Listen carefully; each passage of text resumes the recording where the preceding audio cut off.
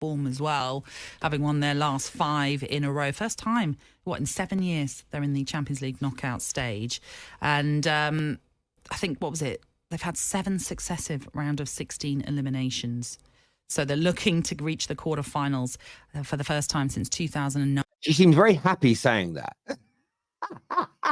9-10. What do you make of Arsenal? Can they win the Champions League this season? Oh, in my stomach, I've got a feeling they're going to win the league.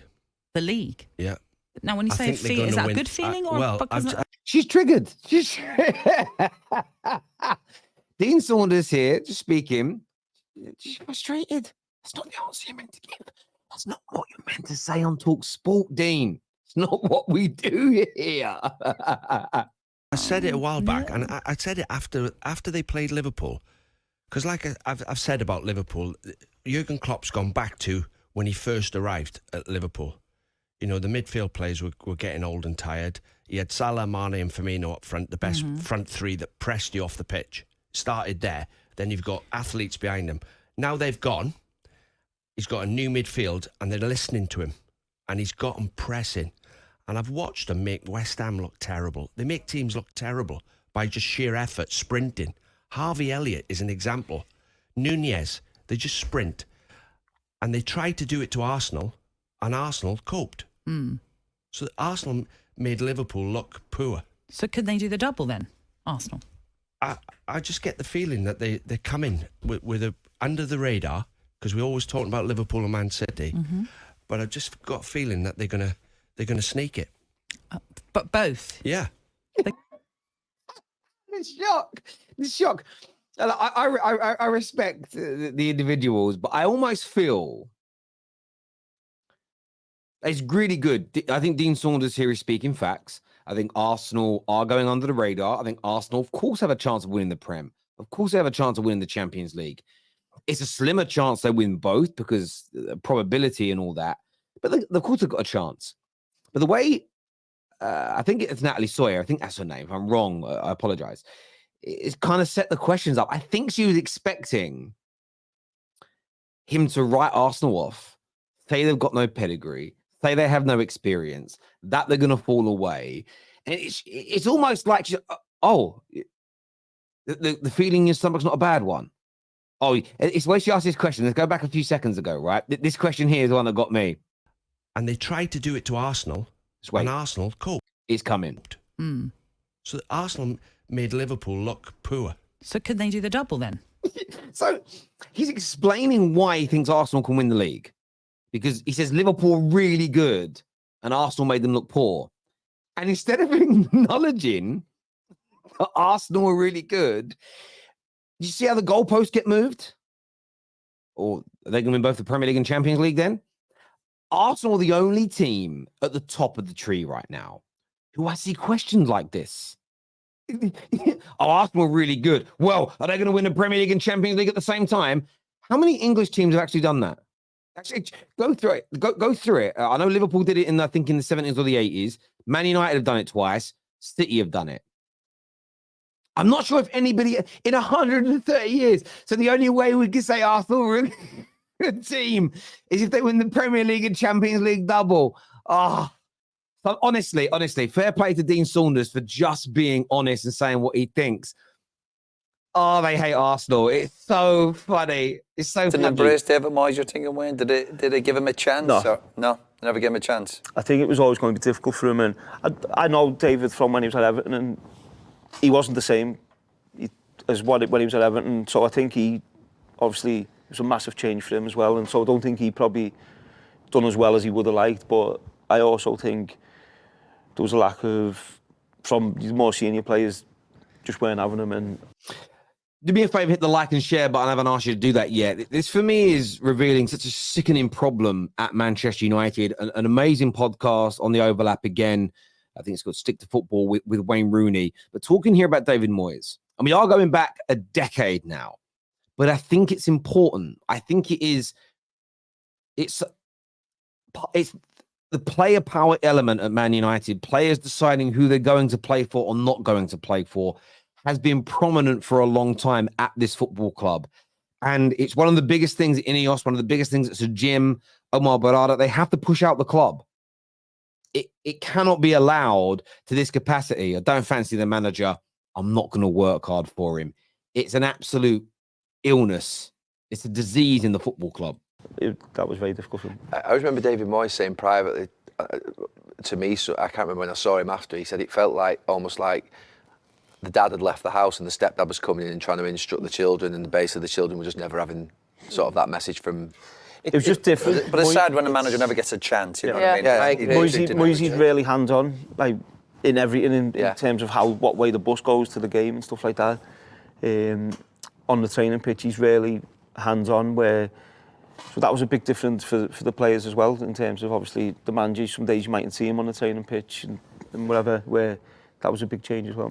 When you talk about that, it sounds like you were almost, you know, you're the leads in the dressing room there. You're almost sort of fighting for the manager. You want to try and get the lads involved. And it takes me back to sort of Roy Hodgson at Liverpool, in that I was, as I think I've said before, I never played for a manager, I played for the club. So you want Roy to do well because it means the club are doing well. That for me there is the most key point here. The most key point, that I don't know where this notion has come in. Got to play for the manager. You play for the club. In fact, you play for yourself. I know we're in a generation now where, well, if I don't like my boss, I'm not going to work hard. I don't like my teacher, I'm not going to do my schoolwork. I don't get on with one of my parents, I'm not going to behave. I understand children thinking like this, but when you go into your adult years, you need that leadership around you. That isn't the way to behave, because you're only actually going to damage your own career. Frustration, because it's like, I remember I was always the one that was like, get off our phones, and you know what, I was really old school, and it got to a point where kind of had to meet halfway with that next generation. Difference in players wouldn't have the respect for a manager, at least to give him a chance. And listen, we've all fallen out with managers, but you certainly wouldn't not train properly or not try for a manager. You might like his training methods, you might like his personality, but you wouldn't. This idea of like down in tools and not trying for a manager. When I hear that, Roy, it baffles me, and I sometimes think, is it because I play for one team? I don't know. But I also think when you be arguing with lads, and not arguing, maybe discussing about, like, well, okay, I know you don't like, the training's not great, but if you don't train properly and you're not at it, you're not going to play as well on the Saturday. 100% agree. And there'll be some people that will disagree with Jamie Carragher. There'll be some that will disagree with me. And I'll say, no, if you don't like the manager, you haven't got to work for him. I'm just going to put a message out to those people now, and I stand by this. If you down tools in life, every time you're unhappy with the situation, you are more likely than not going to fail. There are times in life where you have to put on a stiff upper lip. You have to embrace adversity. You have to push through difficult situations, and you have to respect yourself. And I think for me, as I said at the beginning, players didn't want to give Moisey a chance, LVG a chance, Jose a chance, Ollie a chance. Some haven't given Ten Hag a chance. This is why I think we need a new manager under this new regime, because I think a clean slate is needed. But fixing player power from the perspective of, well, I don't like how we're training, or I don't like the formation we're in, so I'm not going to put in 100% effort. Every single fiber of Man United, from our fans to our board, need to push back against this notion. The players should be playing for themselves and for the club and for the fans that pay their salary, irrespective of what is going on. So for me, it was great reveal this from Wayne Rooney, and a huge demonstration surrounding what Man United have got to improve instantly at this football club. What's wrong with being a journalist? For me? Yeah, what's wrong with being a journalist? Oh, I'm a manager. My life is better than yours, so.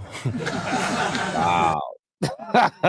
Listen, is being a football manager and a multimillionaire a better life than being a journalist? Status-wise, probably. Financially, absolutely. But the arrogance to say this is crazy. For full context here, Haters TV have put this out, and they've said that Manchester City manager Pep Guardiola responds in typical fashion when asked what's wrong with being a journalist. This comes after the Spaniard said you can never write off Erling Haaland, while also confirming KDB is suffering from niggles in his hamstring. And I get it's a little bit jovial, but I don't think it's a good look. Listen, Pep Guardiola is one of the greatest managers of all time. Maybe it's just me. Maybe I'm a little bit old school, maybe a little bit old hat. But I think when you're in a position of to talk to someone like that, like my life is better than your life because of what I do. I'm wealthy. I'm a manager. I wouldn't want to be doing what I get. You wouldn't want to change if you're a manager of Barcelona. You wouldn't want to not be, being the manager of Barca, City,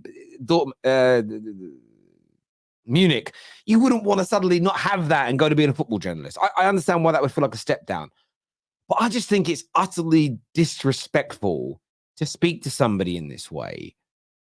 And I also could imagine it's kind of being palmed off as like, it's Pep. It's the way Pep is. Can you imagine if Ten Hag said that? Can you imagine if Eddie Howe said that? God forbid Mikel Arteta ever came out with this. I think a manager's got the right to criticize a journalist if he doesn't like their piece, doesn't like their story, if he thinks they're not telling the truth. I think belittling them in this way, for a man as powerful, was brilliant, with the genius of Pep Guardiola. For me, it's an uncomfortable look. City fans are going to defend him, no doubt about it. I'm sure you're already in the comments. How dare you mention this? He was only joking. People laugh. Could you not hear it? I think it's a bad message to send out. We already have a problem currently with people not wanting to do 9-to-5 jobs, with people not wanting to do everyday jobs, with everybody wanting to do something that's seen as special and celebrity orientated. And if I'm not becoming a millionaire, then my life's a failure. I don't think messages like this from extremely privileged people is fair. Yes, work hard. Yes, push hard every day. But I don't watch these shows anymore, but I used to watch things like Britain's Got Talent and The X Factor. And you'd see the almost depression on people's faces when it was, I just don't want to go back to a normal everyday job. I used to think, one, you're looking for normal everyday people to vote for you to win this. Don't belittle what they do. And secondly, we've got to create a society where most people are going to have to do normal jobs, like me, like you, like everybody. And people have got to learn that that's good. That's okay. That's more than acceptable. You can have a great life. You can be a happy person. You can feel fulfilled in that way. And maybe I'm taking this a little bit too far. Some of you tell me in the comments, but I'm just not comfortable with that type of rhetoric personally. But listen, everyone who's tuned in, I want to say a big thank you to each and every single one of you. Do me a big favor and hit the like button, subscribe, and we'll see you all again very, very soon.